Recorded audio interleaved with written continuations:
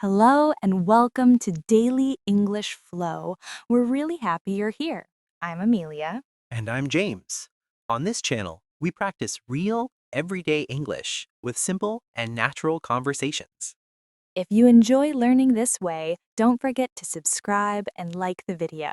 All right, let's get started. Today, we're talking about a calm morning routine that feels realistic, not perfect, and it can help your day start lighter and cleaner. Yes, because some mornings feel like your brain opens its eyes and instantly sees a long to-do list running at full speed, right? Exactly. And then my phone buzzes and I'm like, good morning to stress, even before I brush my teeth, which is kind of rude. Same here. And I don't want to wake up at 5 a.m. and become a legend routine. I just want a gentle start that works. I love that because gentle is powerful and a simple routine can build consistency without making you feel guilty or exhausted. So, let's begin with the very first moment because what you do right after waking up can set the mood for the whole morning. True, and I'm not waking up like a movie hero with perfect hair. I'm waking up like a confused potato asking who made mornings. Yes, and the alarm sound feels angry, like it's shouting at me, and I'm thinking, relax, I'm coming, sir. That's why the first step is not speed, it's intention, like choosing one calm sentence instead of letting panic choose for you. What kind of sentence do you mean? Something like, I will take it slow today, or one step at a time, and that is enough? Yes, and it sounds small, but it changes your focus because you start with control, not with fear and not with rushing. I notice when I start with panic, my whole day feels heavy, like I'm carrying a backpack full of oh no on my shoulders. Same, but when I start softly, I feel more capable. Not perfect, just capable. And that little difference is huge. Okay, after that sentence, we add a calm breath because breathing is like telling your brain, we're safe, we can do today. And people say they don't have time to breathe, which is funny because they are breathing anyway, just without awareness. Exactly, so we do one slow breath in and one slow breath out, and it's like wiping fog from your glasses for a moment. I like that image. And I also like how breathing feels quiet, like a secret reset button that doesn't need any equipment. After breathing, we do something simple, a sip of water, because after sleep, your body is basically asking for a refill. Yes, like a dry plant whispering, hello, water, please. And no, coffee does not count, even if my heart wants it to. Coffee is emotional support, but water is real support, and one sip already feels like care instead of chaos. And when you do these tiny actions, your brain learns I look after myself, and that can make you calmer and more confident. Now let's talk about light, because even 2 minutes near a window or outside can help your body wake up in a natural way. Yes, and even if it's cloudy, it still helps. So you don't need perfect sunshine, you just need real daylight, not fridge light at 2 a.m. Please, not the fridge light. That one only gives snacks and regret, and I say that with love and personal experience. Same here. And once you get light, you can add gentle movement like stretching your shoulders and saying, okay, body, we can talk.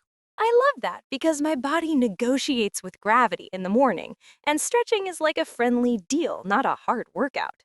That negotiation with gravity is real because my legs need a meeting before they agree to function normally in the morning. Exactly. And that's why gentle movement works better than forcing yourself into something intense before your brain is fully online. I used to think mornings needed discipline, but now I think they need kindness because pressure early can ruin motivation later. I agree. And kindness can look very simple, like a short stretch, a slow walk, or even standing still and rolling your shoulders. And while stretching, I try not to check my phone because the internet wakes up louder than my body ever should. Oh, yes, the phone is dangerous because one message can turn your calm morning into a stress documentary in 10 seconds. Exactly. And suddenly you're worried about things that don't even belong to today, which feels unfair before breakfast. Speaking of breakfast, this part of the morning is interesting because people think it has to be fancy or healthy or perfect. But honestly, A good breakfast is just something that gives you energy and doesn't make you angry at food choices. Yes, because feeling guilty while eating at 8 a.m. is not the vibe we're going for on this podcast. Absolutely not. Mornings should feel supportive, like your routine is on your side, not judging you silently. I like choosing something easy, maybe toast, fruit, or yogurt, because simplicity makes it repeatable, and repeatable beats perfect. That's such a good point. Because when a routine is too complex, your brain just refuses to cooperate after a few days. And consistency matters more than intensity, especially in the morning when your energy is still warming up slowly. While eating, I also like to think about one thing I want from the day. Not 10, just one small focus. That's powerful because one focus feels manageable and it reduces that feeling of being pulled in many directions. Exactly.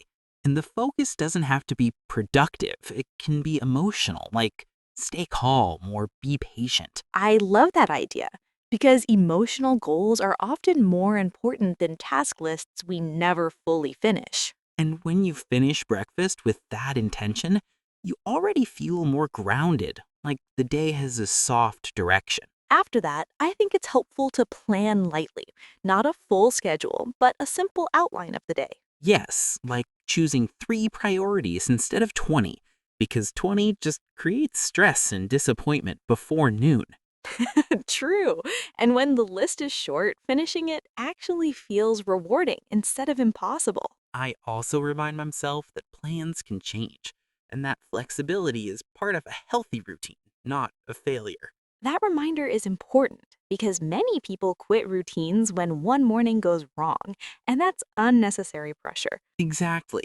A bad morning doesn't cancel the habit, it's just one moment, and moments don't define the whole story. I think that mindset helps people come back the next day instead of giving up completely.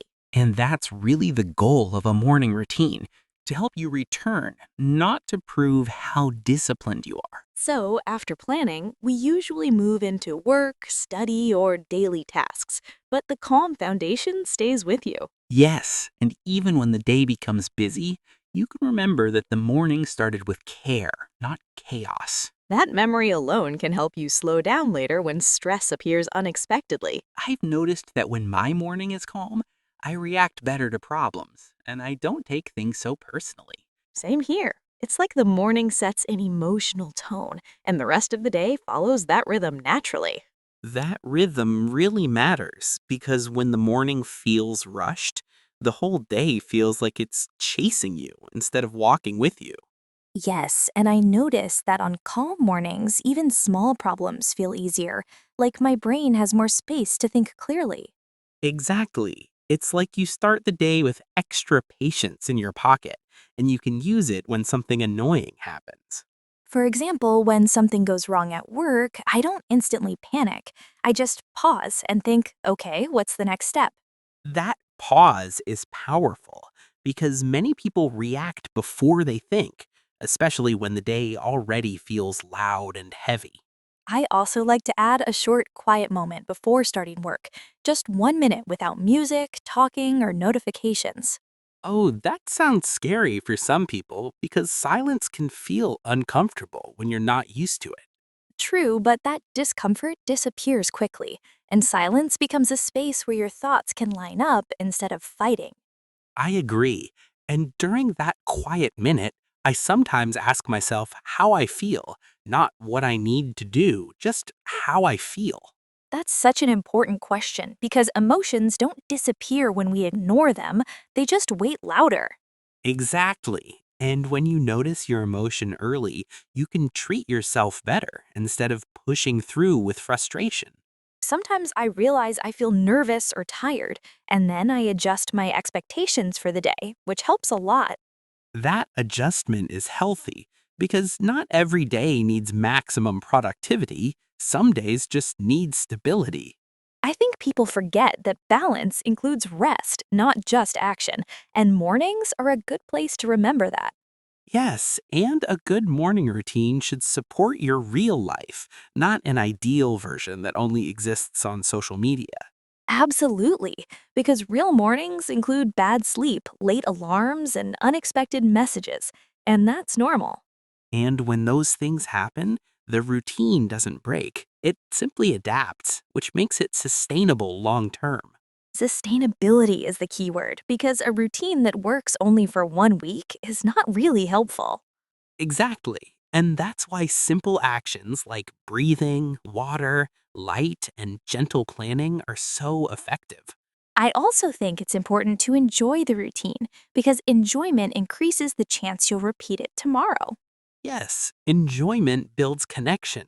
And when you like your routine, it stops feeling like a rule and starts feeling like care. For me, that enjoyment comes from small things, like a favorite mug, a quiet song, or even opening the window. I love that because those details turn an ordinary morning into something personal and comforting. And personal routines are easier to keep because they reflect who you are, not who you think you should be.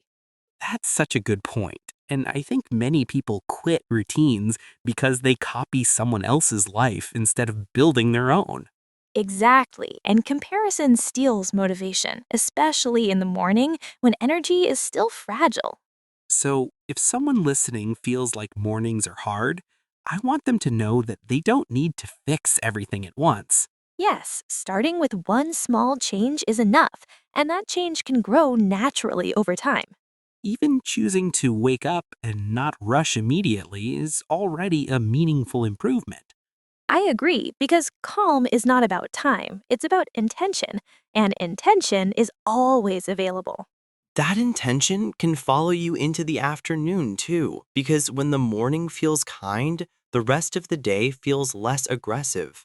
Yes, and even when the day becomes busy, there is still that quiet memory of a calm start in the background. I notice that when I start calmly, I speak more patiently to people and I listen better instead of rushing conversations. Same here, and that affects relationships because people can feel when you are present instead of mentally stressed. It's interesting how a small morning habit can change not only productivity, but also how you connect with others. Absolutely, because when you take care of yourself first, you have more emotional energy to give later. And that energy matters at work, at home, and even in small moments like answering messages or waiting in line. I think that's why morning routines are not really about mornings, they're about how you want to feel all day. That's a great way to put it because the routine is like a message you send to yourself every morning. A message that says, I matter, my pace matters, and I don't need to rush to be valuable. Exactly. And hearing that message daily slowly changes how you see yourself and your time. For anyone listening who feels overwhelmed, I want to say this clearly. Your morning does not need to look impressive. Yes, it just needs to feel supportive, even if it's short, quiet, and very simple. Some mornings will still be messy, and that's okay because progress is not about perfection. And missing one step doesn't mean failure, it just means you're human, which is completely allowed. I really like that idea because kindness creates consistency, while pressure usually destroys it. Exactly. And when you're kind to yourself, it's easier to come back the next day and try again. Over time, these small, calm starts build confidence because you trust yourself more.